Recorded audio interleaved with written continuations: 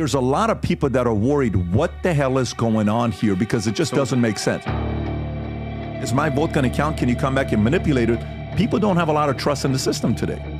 What is your level of faith in the accuracy of the machines that we currently use? Every single independent study where we have had access to voting machines, 100% of the voting machines have been hacked. Unhackable doesn't exist. Instead of saying trust but verify, you should have a zero trust approach. Never trust and always verify. Hackers can manipulate the system this dramatically? Once you gain access to the system, you can change anything as you want. They can fix it if they really want to, but you're saying every machine has the same vulnerabilities of how to get into it. You think that's accidental? There has to be a political will to create those standards to be mandatory and enforced. This is not a technological problem. This is a regulation and legal problem. What we need is transparency. We don't have it though. Well, we do actually. How do we have that? You just said at the beginning of the podcast that, hey, never trust. Correct. Always verify. And Yes. then now you're saying we have to trust because it's bad for democracy. You just validated millions of people's concerns. I'm walking away with enough stories to tell for the next month.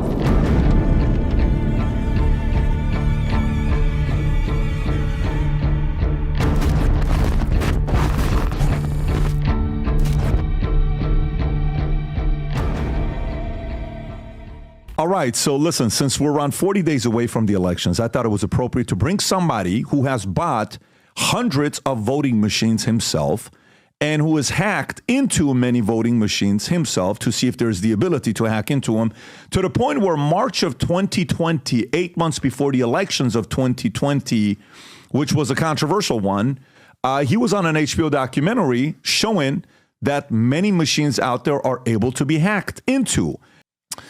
Story comes out August 12th of this year, Politico. Okay, you're quoted in it. The nation's best hackers found vulnerabilities in voting machines, but no time to fix them. There is so much basic stuff that should be happening and is not happening, said co-founder Harri Hurtsi. It's not a 90-day fix, and it continues. Security concerns are heightened by past foreign interference like the 2016 Russian hacks and recent threats. Hurtsi warned, if you don't think this kind of place is running 24/7 in China, Russia, you're kidding yourself. At the same time, when we look voting machines, yes, we have vulnerabilities in machines, and we will have vulnerabilities always. There will never be, unhackable doesn't exist. If we line up 50 of your colleagues who are also hackers like yourself, and we gave $1 million prize to hack into the most recent machines that we have, all of them, out of 50 people, how many would be able to hack into the machines to manipulate the votes? I would guess everyone.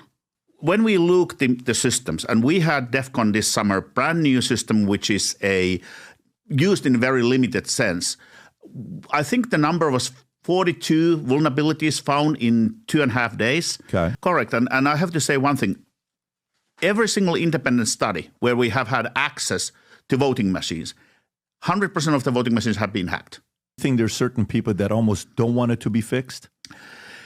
I have to say that I'm very worried for initiatives now when jurisdictions in the U.S. are actually disabling and dismantling their own security for a reason that. So you have to be able to trust that if the system fails, so if the voting machine fails, you will be always still being able to verify the result and the outcome. And that's why hand-marked paper ballots allows you to do that. No matter what the voting machines are doing, you can always put humans to look every ballot and make sure that the outcome is right. On this. When 2000 happened, and it was very embarrassing. America did what America does, which is to throw $3 billion into the problem. So that created a Help America Vote Act, HAVA Act of 2002. So it created a lot of money to buy and modernize U.S. election infrastructure. Now, that money was handed out without establishing security standards. So it created the problem we are dealing with right now. Now, there has been no subsequent pool of money of that size enabling another leapfrog to the next step. And also, there is still today no mandatory security standards.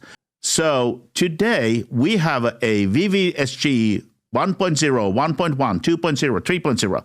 But basically all voting machines are still certified against the 2005 1.0. When you're a hacker, hackers typically think very highly of themselves.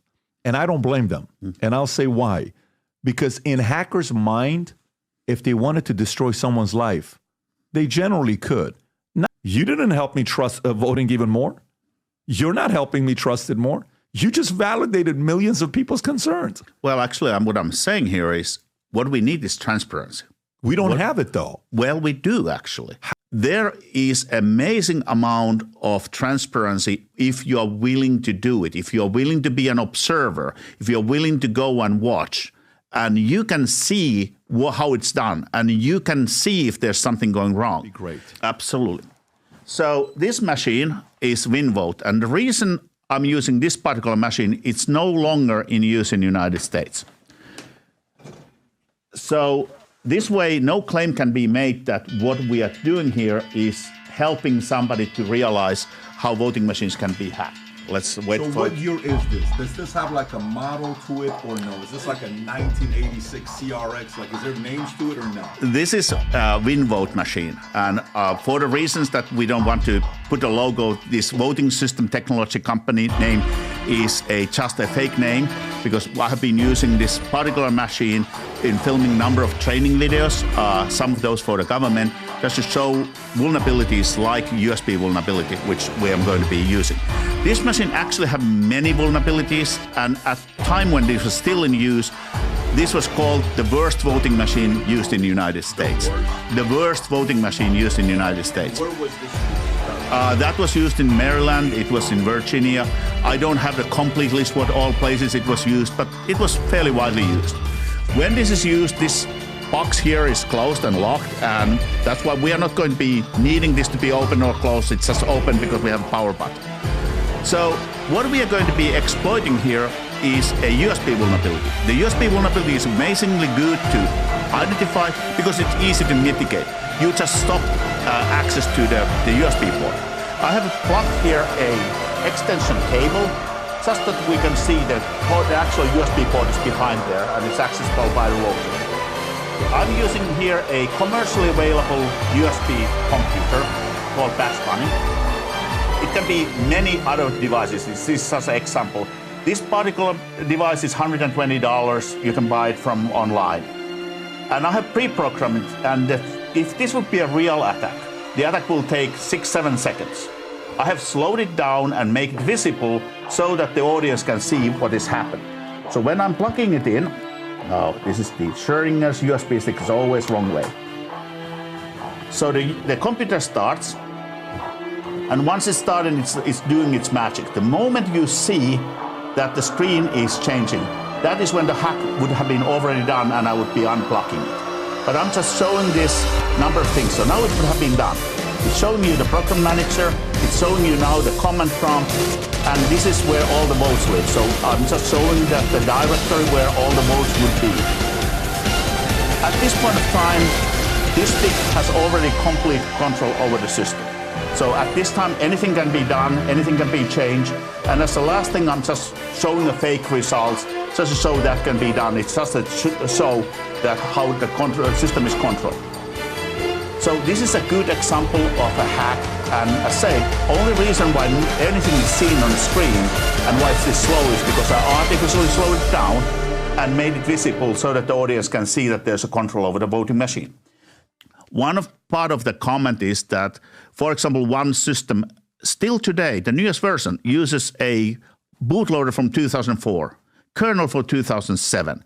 So even when the software version is brand new, it uses components which are old and tired and should have been changed a long time ago. And personally, self-regulation I don't think works. We need a regulation, we need a standards which are requiring the voting system vendors to improve.